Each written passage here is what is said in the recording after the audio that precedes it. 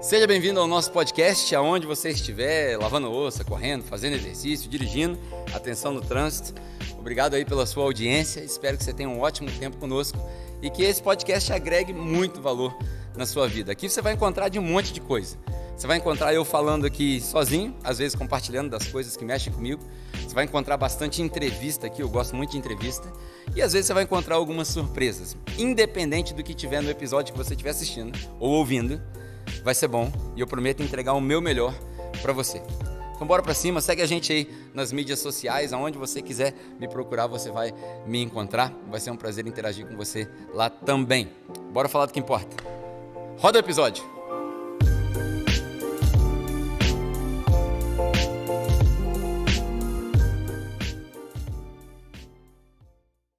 Seja bem-vindo aí a mais um episódio. Hoje eu tô solo.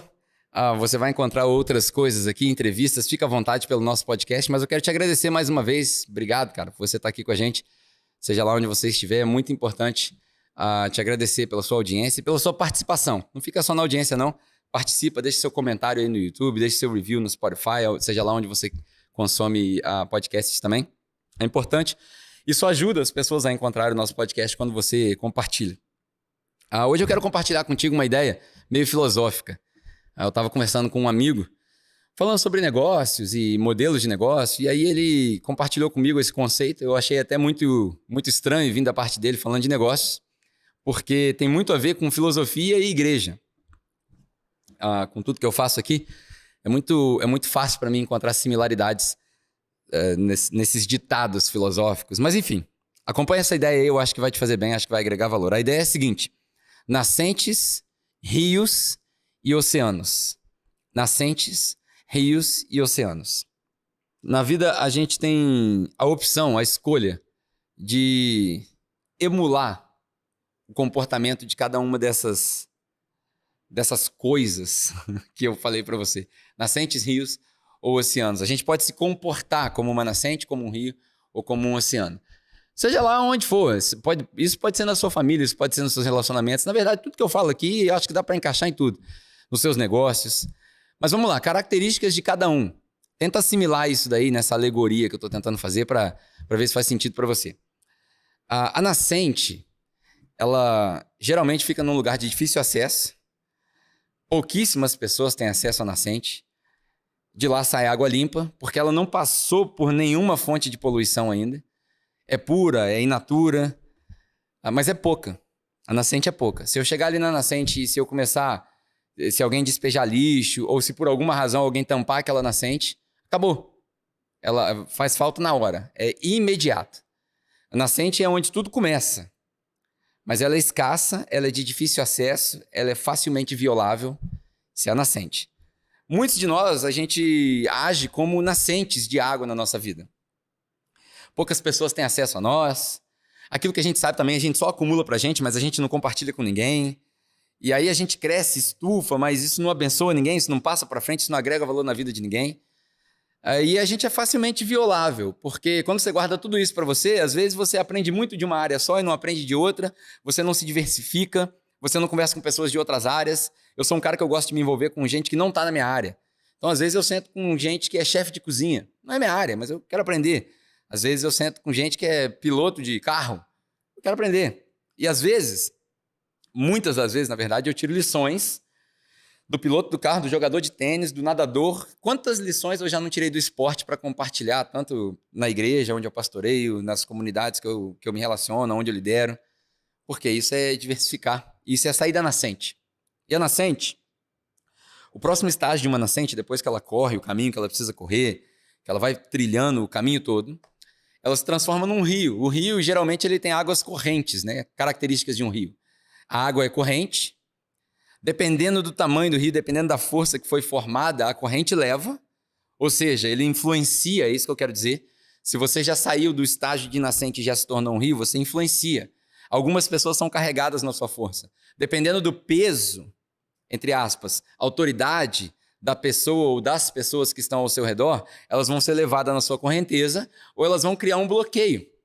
E aí, se ela criar um bloqueio, você tem o poder de transformar esse bloqueio numa barreira que cria mais energia ou numa barreira que seca a fonte. Olha que coisa interessante. Quando você encontra... Uma outra coisa que eu gosto de fazer muito é me relacionar com pessoas que eu julgo estarem muito além do meu nível intelectual, espiritual, emocional. Quando se fala de criação de família, por exemplo, criação de filhos, eu procuro sentar para tomar café e perguntar para algumas pessoas mais experientes que já criaram seus filhos. A minha filha mais velha vai fazer 10, então eu quero sentar com gente que já formou os filhos. Quando eu falo de casamento, eu quero conversar com gente que está casada há 30 anos, já que eu estou casado há 15.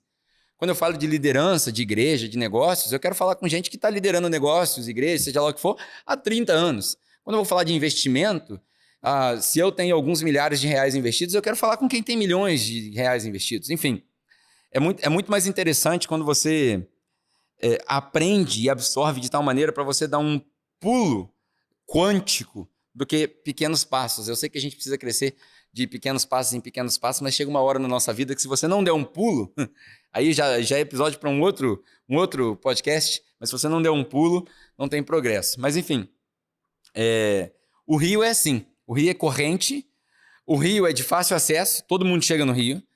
O rio geralmente tem partes rasas, então todo mundo pode participar do rio. Quem não sabe nadar fica na parte rasa. Quem sabe nadar ou quem quer fazer caiaque vai para a parte funda, vai na corrente mais forte. O rio dá opção para quem quer desfrutar do rio. Olha que coisa interessante. Se você já chegou no nível do rio, você entende que diferente da nascente, que é de difícil acesso, que é facilmente volátil, o rio ele é corrente, mas ele dá opção. Ele dá opção para quem não sabe nadar e para quem sabe nadar. Para quem quer só lavar roupa na beira do rio, para quem quer se banhar. Para quem quer fazer caiaque, para quem quer mergulhar, para quem quer pescar, para quem quer jogar pedrinha. São várias opções. O rio é diverso. E ao redor do rio, até uma analogia bíblica, né? Ao redor do rio, as plantas que estão ao redor do rio, elas dão frutos. Elas são verdes, são maduras, elas são saudáveis. Tudo que está em volta de água corrente é saudável. Não é à toa que aqui no Brasil a gente tem essa praga da dengue. A dengue dá onde tem água parada.